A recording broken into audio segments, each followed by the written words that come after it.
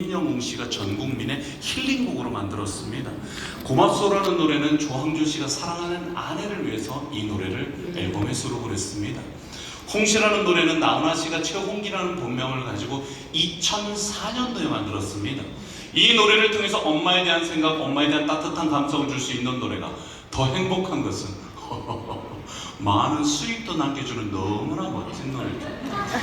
우리는 똑같은 리듬을 쓰고 똑같은 박자를 쓰는데 어떤 노래는 사람의 마음을 치유하면서도 많은 수입을 남겨주는 노래가 있고요. 어떤 노래는 똑같은 리듬을 쓰고 똑같은 박자를 쓰는데 아무도 모르게 사장돼버리는 그런 노래들이 있습니다. 혹시 여러분 이승환이라고 하는 가수 아실까요? 네. 2015년도에 6억 8천 들여서 앨범 한 장 만들었습니다. 그 노래 쫄딱 망해버렸어요. 근데 어떤 노래는 이게 노래야 하는데 오늘 분위기상 정말 잘 따라하실 것 같아요. 아주 그냥 이게 노래예요. 막 샤방샤방 S라인 아주 그냥 죽여줘요. 오빠 한번 믿어봐. 저는 이런 가사로 이런 멜로디는 저는 방송도 안 될 줄 알았습니다. 하지만 이 노래는 6억 8천 들인 노래보다 사람들이 더 행복해할 수 있다는 생각을 해보게 됐습니다. 우리는 화려하게 포장이 됐다고 해서 그게 꼭 성공의 기준은 아니라는 생각이 들었습니다. 어떤 리듬을 내 가슴에 받아들이냐에 따라서 그 사람의 인생의 무대는 완전히 달라질 수 있겠다는 생각을 해보게 됐습니다.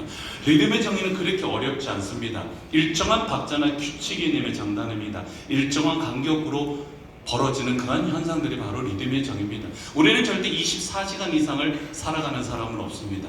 정해진 그 인생의 리듬 안에서 어떤 리듬을 내 가슴에 받아들이냐에 따라서 여러분들의 삶도 제 삶도 달라질 수 있겠다는 생각이 들어서 오늘 인생의 리듬을 찾아라는 주제로 오늘 강의 콘서트를 한번 시작해 보도록 하겠습니다.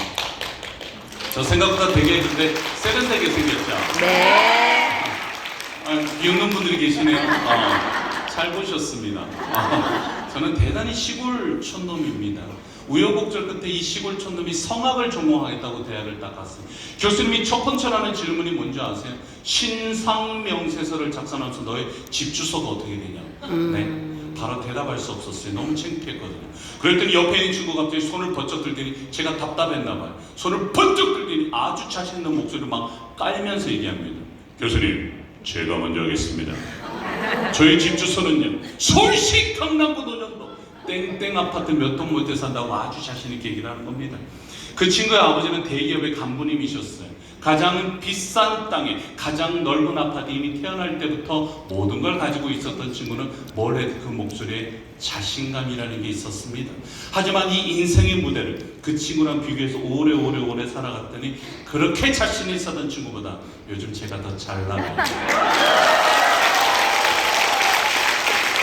바로 이 무대에 서 있는 그 주인공의 가슴에 어떤 꿈을 가지고 살아가느냐, 어떤 가치를 가지고 살아가느냐에 따라서 그 사람의 인생의 무대는 완전히 달라질 수 있겠다는 생각이 들었습니다. 드디어 제 차례가 된 거예요. 제 중3 때 얼굴입니다. 잘생겼죠? 네. 목소리가 그렇게 크지는 않네요. 하지만 여러분들이 무시할 수 있는 얼굴은 아닙니다. 왜냐면 우리 동네에서 발렌타인데이 때 초콜릿 3개 받은 얼굴입니다. 왜냐면 우리 동네 여자애들이 4명 있었기 때문에 3개 받으면 거의 올인한 거나 마찬가지예요. 그런 시골 촌놈이 꿈과 비전을 가지시던 저희 첫 번째 아기를 여러분께 선물 드릴까 합니다. 교수님께 자꾸 여쭤보시는 건 네 집 주소가 마지막으로 불러달라는 겁니다. 대부분 제 집 주소 불러드리고 사람들이 웃으세요. 촌놈이라고. 하지만 제가 이 자리에서 제 집 주소를 불러드렸음에도 불구하고 웃지 않는 분들이 계십니다. 그분들은 제 집 주소랑 비슷하십니다. 저희 집 주소는요, 강원도 삼척시 원덕읍 임원 1, 2, 4반 104-1번. 저희 집 앞마당이에요. 네. 강원도 삼척 임원이라고 하는 아주 작은 바닷가에서 태어났습니다. 이곳이 보이는 게 저희 동네 다입니다. 이곳은 부모님이 많은 터전을 갖고 살아가고 있는 제 고향입니다. 이곳은 저희 간식밭이자 놀이터이자 아르바이트를 할 수 있는 그런 곳이었습니다. 항상 초겨울 이맘쯤이 되면 이 방파제로 뭐가 올랐냐면 문어가 꾸물꾸물. 초등학교 4학년 2학기 겨울에 친구 3명이서 문어 한 마리 잡았습니다. 그래서 그 당시 낚시꾼에게 7,000원 주고 팔았습니다. 그 당시 7,000원은 지금 거지. 국민 따지면 엄청나게 큰 돈이었습니다. 우리는 그 돈을 친구 3명에서 전문 용어로 뿜빠이를 했습니다. 전문 용어인데 다 하시네요. 그래도 그렇게 해서 우리는 뿜빠이한 돈을 들고 빈집에 들어가서 뭘 하기 시작했냐면 고스톱 치고 도리 치고 댕쳤던 기억이 납니다. 어렸을 때 뭘 하나 제대로 가르쳐 줄 수 있는 사람이 없었습니다. 늘 부모님이 하는 모습을 보고 흉내내고 따라할 수밖에 없었던 저희 어린 시절이 있었습니다. 늘 끝날 때는 섰다로 끝났던 그런 기억이 납니다. 왜 항상 부모님이 그런 모습이셨거든요. 정말 일출과 일몰이 너무나 멋있는 그런 곳에서 자라게 됐습니다. 이곳은 제가 나온 학교예요. 우리 동네는 많은 여성분들이 계십니다. 우리 동네는 많은 걸분들이 계세요. 하지만 우리 동네는 뉴걸은 없으세요. 우리 동네는 올드걸밖에 없어요. 미용실도 하나가 있는데 제대로 운영되는 곳이 아니었습니다. 야매로 운영되는 곳이었어요. 그래서 우리 동네 할머니들 머리는 다 똑같아요. 어디 뭐 공장에서 찍어나온 것 같아요. 그런 중학교 3학년 때 제 개인적으로 기적 같은 일이 일어났습니다. 학교 정문으로 누가 딱 들어오는데 긴 생머리야. 제가 머리를 막 요래 가까이서 들었는데 가까이서 보니까 와 예뻐.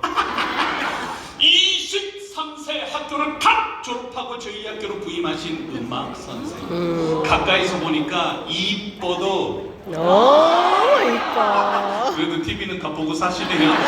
너무 예쁜 음악 선생님이 저희 학교로 부임하신 선생님 정말 예쁘셨어요. 하지만 선생님이 조남이 우리 동네 이름보다 더 촌스러웠어요. 선생님이 조남이 어떻게 되냐면 정향분사.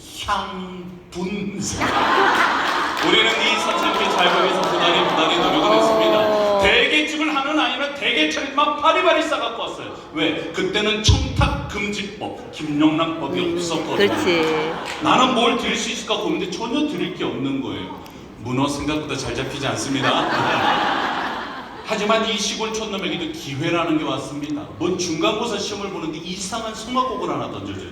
나는 저 노래만 잘 불러도 선생님께 이쁨 받을 수 있겠다는 생각이 들었습니다. TV에 나오는 성악가를 한번 흉내내기 시작했어요. 왜? 우리 동네는 학원이 하나도 없거든요. 그치. 드디어 제 인생의 첫 번째 무대는 음악실에 허름한 교단이 제 인생의 첫 번째 무대였습니다. 그때 선생님이 내주신 노래가 한국 가곡 장안사라고 하는 한국 가곡이었습니다. 청하던 금전벽아 천재가 남은 터에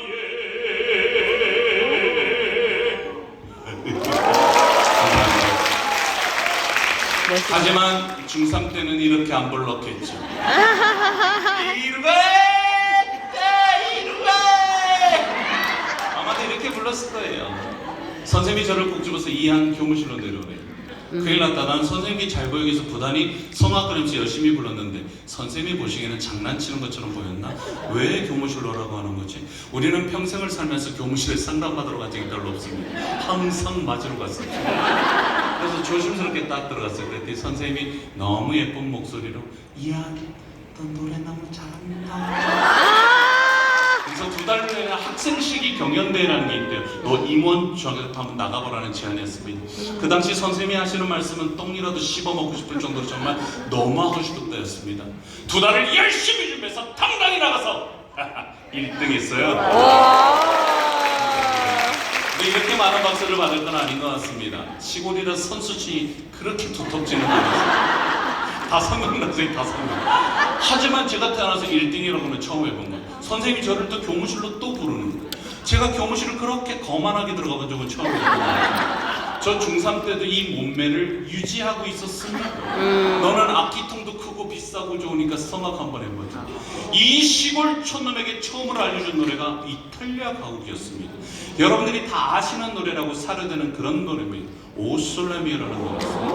오 맑은 햇빛 너 참 아름답라고 한국말로 알려주지 않으셨습니다. 받아적어 개벨라 꼬사 야 똥 쌀 때 싸이씨 아주 무식하게 배웠던 노래가 이 오솔레미오라는 노래였습니다. 개벨라 꼬사 나이런 죄송합니다. 죄송합니다. 제가 다른 성악가들보다 발음을 좀 많이 굴리는 편이에요. 왜냐하면 이 시골촌은 이탈리아 유학 갔다 왔거든요. 유학 갔다 온 티를 좀 내고 싶은 거니까 여러분 나그럽게 이해해 주시면 감사하겠습니다. Maria serenado, buona tempesca, bell'aria fresca, reggiana fresca, che bella cosa n'airna, e sole.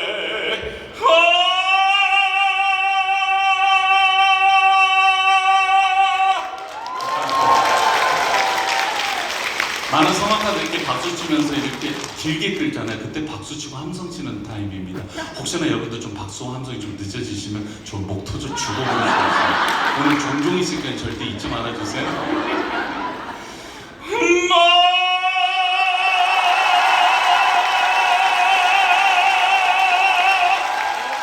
아무것도 모르고 고스톱 치고 돌직대 치는 나에게 이 트르르 노래가 웬 말이냐. 정말 열심히 부르고 다녔습니다. 중학교, 고등학교, 대학교 가리지 않고 열심히 부르고 다녔던 것 같습니다. 이태리 생활도 굉장히 힘든 유학 생활을 잘 마치고 저는 한국에 돌아왔습니다.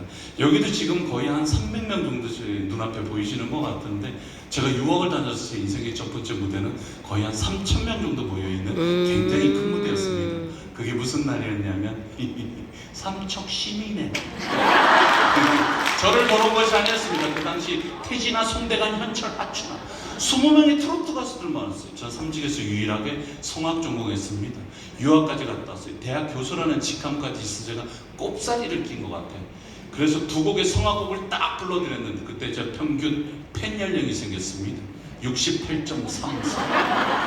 동네 할머니들밖에 안 보이는 거예요. 하지만 라이브로 성악곡 처음 들어보셨나봐요. 끝나고 났더니 막 갑자기 앵콜! 와, 그렇게 큰 앵콜 소리 처음 들어봤습니다. 조금 이따 여러분들이 해야 되는 모습을 미리 보여드립니다. 그래서 유일하게 앵콜을 받아들고 그 무대에 섰습니다. 하지만 그 많은 할머니들 앞에서 성악곡을 다시 한번 불러드린 건 의미가 없겠다라는 생각이 들어서 평소에 우리 할머니가 가장 좋아하는 18번 가요 한 곡 선물 드렸습니다. 우리 시골 할머니 92세 나이로 2020년도에 세상을 먼저 떠나셨습니다. 우리 할머니 시골 바닷가에서 7남매 장녀로 태어났습니다. 바닷가에서 장녀로 태어난다는 것은 참 힘들었겠구나라고 예상해 볼 수 있습니다. 근데 우리 할머니 생일이 1월 1일이에요. 1월 1일 날부터 바닷가에서 딸이 태어났어요. 우리 할머니 돌아가시는 그날까지 글을 읽을 줄도 쓸 줄도 모르셨습니다. 그냥 우리 시골 할머니들은 아무것도 모르는 할머니, 무식한 할머니라고 저는 생각하면서 그렇게 자랐던 것 같습니다. 하지만 제가 서 있는 그 무대에 저희 할머니도 구경하러 오셨는데 성악 부를 때는 가만히 계시더니 우리 할머니가 가장 좋아하는 18번 가요를 불렀더니 갑자기 가슴을 막 괴지하면서 첫 소절에 하고 느껴주시는 저 그때 깜짝 놀랐습니다.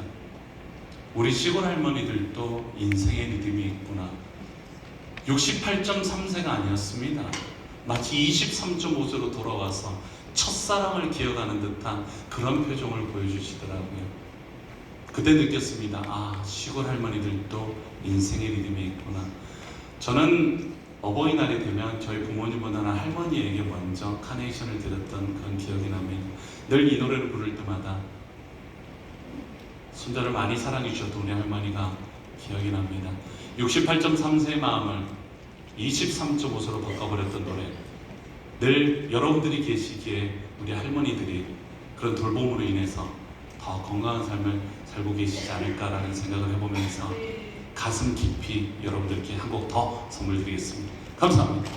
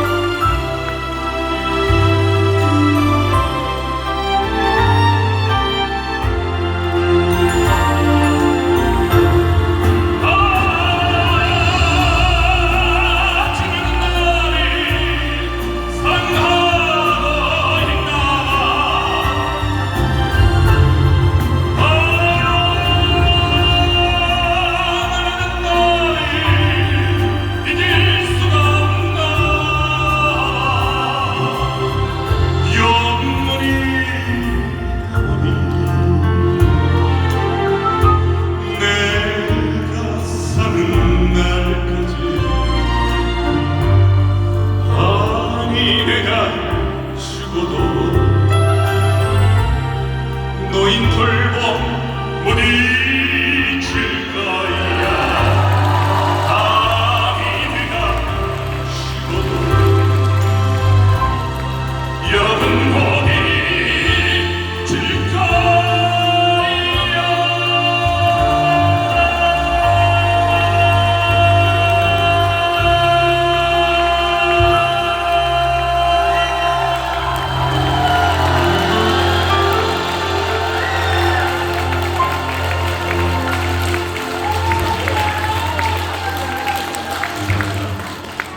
그래도 오늘 여러분들은 대단히 좀 행운이라고 저는 생각을 합니다. 왜냐면 지금 다이어트해서 8kg 빠진 분들을 봐요.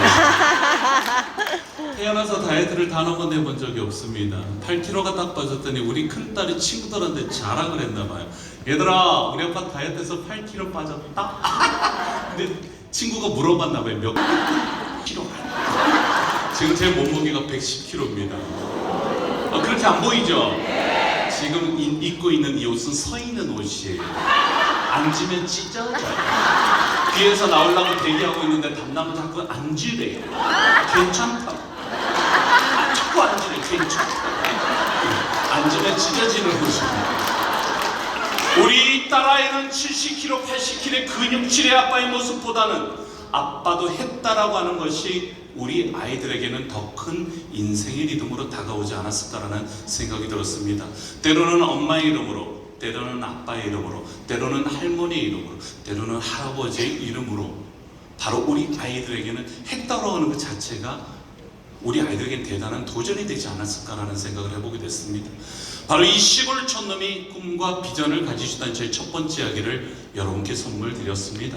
저희 두 번째 얘기는 그런 사랑과 희생을 통해서 제가 좀 더 성장할 수 있었던 저의 두 번째 이야기를 여러분께 선물 드릴까 합니다. 저는 이 머리를 탈색을 하고 염색한 머리예요. 검은 머리에 빠마 머리 하고 있잖아요. 그러면 우리 엄마랑 똑같다는 얘기 많이 닮았나요? 빠마라고 하룻밤 자고 나면 머리가 이만큼 부시져 있잖아요. 저희 안 사람이 자다가 깜짝깜짝 놀라요. 시어머니 시어머니 와 시어머니. 저희 안에 경계할까봐 제가 얼마나 빠마를 잘 안 합니다. 그런 사랑과 희생을 통해서 조금 더 성장할 수 있었던 저의 두 번째 이야기를 여러분께 선물 드릴까 합니다. 교수님께 자꾸 여쭤보시는 거예요. 너희 집 주소는 알겠는데 너희 아버지 직업이 어떻게 되냐. 집 주소보다 더 창피했던 게 저희 아버지 직업이었습니다. 저희 아버지는 시골 동네 이발사세요. 나름 사자 돌림인데 어디에다 자랑하고 싶진 않았습니다. 저희 아버지 직업이 창피했던 건 아닙니다. 친구들의 아버지 직업이 워낙 화려했기 때문에 상대적인 박탈감은 좀 들었던 것 같습니다. 그래서 저 교수님께 뭐라고 둘러댔냐면 우리 아버지 서비스업에 종사하신다. 그랬더니 교수님의 마지막 질문이 너희 아버지 직책이 어떻게 되냐. 자신있게 말씀드렸습니다. 저희 아버님 대표님이시오. 저희 아버지 시골에서 태어나셨습니다. 시골 바닷가에서 자라셨어요. 대단히 보석인 아버지세요. 나쁜 아버지는 아니세요. 대단히 보석인 아버지세요. 엄마랑 손을 잡고 길거리에 걸어다니는 모습을 본. 아니, 제 이야기를 하고 있는데 여러분들 어떻게 이렇게 정확하게 잘 알고 계세요? 엄마랑 같이 주무시는 모습도 못 뵀는데 형이랑 제가 태어났어요. 이거는 저희 가족 사이 기적 같은 이야기입니다. 그런데 우리 아버지는 엄마 몸에 쓴소리 잔소리가 참 심하셨어요. 저녁 식사 준비하고는 엄마 뒷모습 보면서 뭐라고 하는지 아세요? 아직도 밥 안 차리고 뭐라! 저녁 식사 준비하고는 엄마 뒷모습을 보면서 그렇게 소리를 지르셨어요. 우리 아버지는 왜 저렇게 인생의 리듬이 없을까? 집 밖을 벗어나도 저렇게 인생의 리듬이 없을까? 아닌 거예요. 집 밖을 벗어났더니 인생 최고의 리듬을 보여주시는 겁니다. 우리 집 이발소 앞에 정확하게 5m 전방에 임원 다방이라고 있습니다. 다방문을 열면 3명의 양들이 더 조용하게 앉아 계세요. 저희 아버지는 가장 예쁜 최양 앞에 앉아 계십니다. 관과 승계를 다 내어주고 계셨습니다. 제가 들어갔는지도 모르고 테이블 밑으로 저희 아버지 손이 그렇게 빠르게 움직이는 걸 처음 봤습니다. 한 마리의 뱀이 날아다녔어요. 우리 아버지는 임원다방 최양만 만나면 인생 최고의 리듬을 보여주는데 왜 우리 집에 있는 우리 엄마 김양만 보면 저렇게 쓴소리 잔소리만 하실까라는 생각을 했습니다. 그런데 우리 집에 있는 김양은 늘 아버지 걱정만 하세요. 조금이라도 분 병원 다녀오시라고. 그러게. 그 말씀은 참 잘 들으세요. 의사가 몸이 안 좋으니까 CT든 PET든 찍어보자 그러면 현금 주고 그냥 찍고 들어오세요. 그렇게 돌아온 아버지에게 엄마는 용기 내서 한마디 합니다. 당신 보험이라도 들어야 되지 않냐. 우리 아버지 0.1초도 생각 안 하세요. 쓰잘데기 없는 짓 하지 마요. 바로 무시해버렸습니다. 그런 아버지는 안타깝게 말기암이 걸리셨습니다. 선암, 돌아다니는 희귀암이래요. 돌아다니다 위해정처럼 위암 말기가 됩니다. 폐해정처럼 폐암 말기가 된다고 합니다. 저희 아버지 암은 돌아다니다 두경부 쪽에 정착을 했습니다. 얼굴 절반을 다 드러내는 수술을 하셨습니다. 수술만 17시간. 병원에 계신 6개월 동안 쓰신 돈만 1억 원이 넘었습니다. 야. 저희 부모님이 평생 일궈놓은 재산이 이 집이 유일한 재산입니다. 이 집이 20년 전에 우리 동네 공시지가로 1억 5천 정도 했던 집이에요. 20년이 지나고 우리 집의 공시지가가 너무나 궁금해서 몇 개월 전에 확인해 봤더니 20년이 지났는데 1억 5,500. 20년 동안 500만 원 올랐어요. 떨어진 거나 마찬가지예요. 이 집은 부모님이 투자의 목적으로 지어놓은 집이 아닙니다. 평생을 살아가기 위해서 만드는 이 집을 엄마는 아버지 수술을 시키겠노라 은행의 지분에 다 맡겨버리게 됩니다. 우리 엄마 피눈물을 흘리셨던 것 같아요. 저 유학 다녀와서 돈이 없어서 월세집에 살았어요. 그런데도 불구하고 적금을 하나 들었습니다. 그렇게 10년 만기가 되고 몇 년 전에 이 집을 부모님께 다 찾아다 드렸습니다. 이 집을 찾아다 드리는 날 엄마는 올라가는 입구문에 고개를 푹 닦으시더니 하염없는 눈물을 흘리고 계세요. 엄마가 눈물 울고 계셔서 엄마 왜 그래? 어깨를 토닥토닥 해드렸더니 엄마는 대단히 묵직한 한마디 남기셨습니다. 미안하다. 고맙다. 제가 부모님께 해드린 일 중에 가장 의미 있고 행복한 일이 아니었나라는 생각을 해보게 됩니다. 6개월 판정을 받으시고 사경을 헤매시던 저희 아버지 열심히 사셨습니다. 그런 아버지는 지금 22년째 아주 건강하게 생존하고 있습니다. 여러분들이 보시면 얼굴 절반 눈 밑으로 광대뼈에 굉장히 두꺼운 꺼즈를 하나 대고 계시고 구강건초를 끼고 계세요. 세수를 하거나 이물질이 묻으면 붙여놨던 꺼즈가 떨어지십니다. 그럼 움푹 파여 계세요. 그 모습이 좀 안타까우셨는지 아버지는 저에게 먼 견적서를 하나 보내셨습니다. 성형수술 견적서. 받아보니까 해드릴 만한 거예요. 네. 개인 사보험은 들지는 않았지만 건강보험공단이 가입이 되어 있으면 성형 목적이 아니라 치료 목적은 보험에 따라 받을 수 있더라고요. 500만 원 정도가 있으면 해드릴 수 있겠는 거예요. 아버지 예약 잡아서 이 아들 해드릴게요. 우리 아버지 정말 좋아하셨어요. 하지만 우리 엄마가 반대하셨어요. 왜? 그 얼굴 고쳐갖고 체형한테 칼로. 왜냐하면 첫 번째 수술을 17시간이나 전신마취하고 수술을 하셨잖아요. 이 성형을 위해서 8시간 전신마취하는 모습을 굳이 보고 싶지 않으셨던 것 같습니다. 저희 부모님의 시기에는 오랜 시간이 지났습니다. 제가 무대에서 노래 한 곡을 딱 하고 나오는 저희 아버지 저를 삐딱하게 쳐다보시더니 야, 네가 무대에서 부른 노래가 뭐이나? 아버지 왜요? 이랬더니 아이야 됐어. 너는 몰라도 돼 라고 하시더라고요. 알고 봤더니 그 무대 위에서 불러드렸던 그 노래가 아버지는 엄마에게 불러주면 너무나 좋을 것 같은 가사의 내용을 가지고 있었나 봐요. 우리 아버지 엄마를 위해서 노래 연습을 하기 시작하셨어요. 우리 아버지가 엄마를 생각하셨다는 자체가 기적적이었습니다. 하지만 더 놀라운 사실은 우리 엄마는 이런 노래 하나 따위에 넘어가셨군요. 새벽 4시 반이면 일어나서 5시면 바닷가로 나가서 엄마가 할 수 있는 건 다 하시는 분이십니다. 바닷가보다는 캐릭터 정말 세세요. 싸움 정말 자주 하고 들어오세요.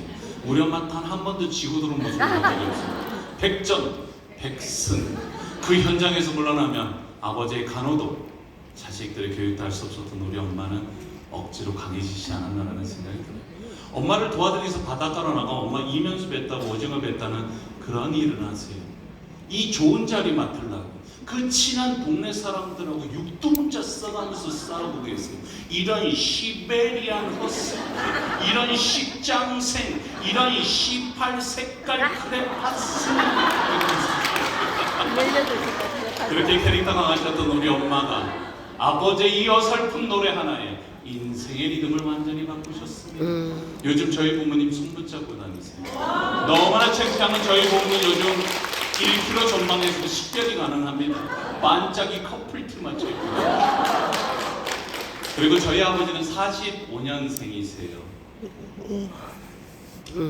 음력 6월 21일이 아버지 생신입니다. 그래서 한 8월 정도면 저희 아버지 생신이 돌아와요.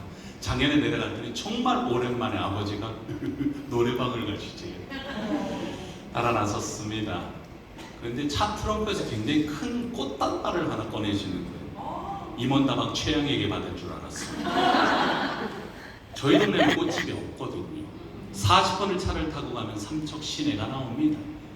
45년생의 할아버지가 꽃을 하나 포장을 해서 40분을 다시 차를 타고 와야 그 꽃이 생깁니다. 노래방을 딱 가시더니 아버지는 엄마에게 탁 안겨주시더니 오늘 생일도 당신 때문에 가능했던 것 같다. 그렇게 엄마를 아마 안아주셨습니다. 그때까지가 좋았던 것 같아요. 그래서 아버지가 갑자기 노래 한 곡을 또 시작을 하시는데 가사도 틀리고 음정도 틀리고 박자도 틀렸습니다. 하지만 엄마는 마치 인형물을 바라보듯 하염없는 눈물을 흘리고 계셨습니다. 10년 전에 불러드린 그 노래도 작년에 불러드린 그 노래도 엄마는 내가 사랑받고 있구나. 그러니까 정확한 언어도 준수한 외모도 엄마에게는 필요 없었습니다. 그 마음이 전달되는 것이 가장 중요했던 것 같습니다. 어디 가서 이 노래 잘 불러드리지 않는데요. 여러분들께 한 곡 선물 드릴까 합니다. 작년에 저희 아버지가 엄마에게 그 마음을 다했던 노래 여러분들께 한 곡 더 선물해 드리겠습니다. 감사합니다.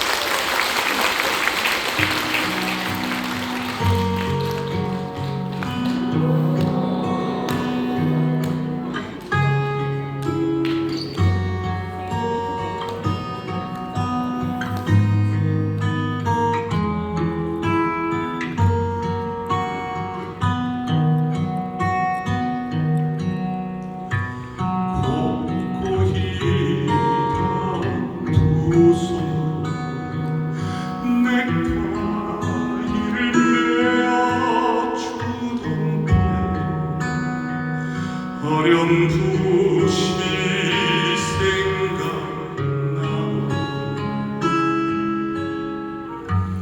여보 그때를 기억하고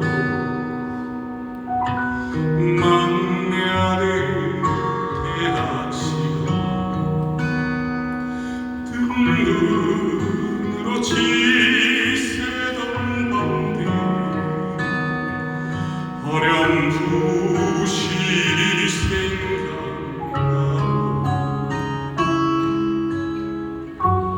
여보 그때를 기억하고 세월은 그렇게 여기까지 왔는데 인생은 그렇게 황홀의 기운인데 그 녀석 결혼식만 흘리는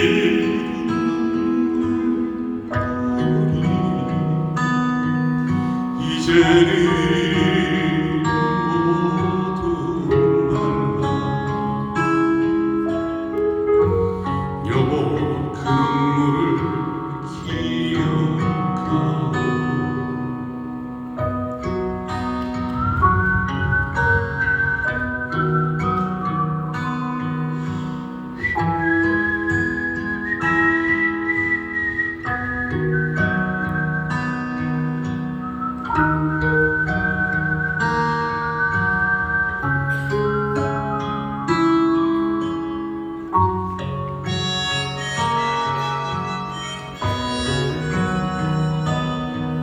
세월은 그렇게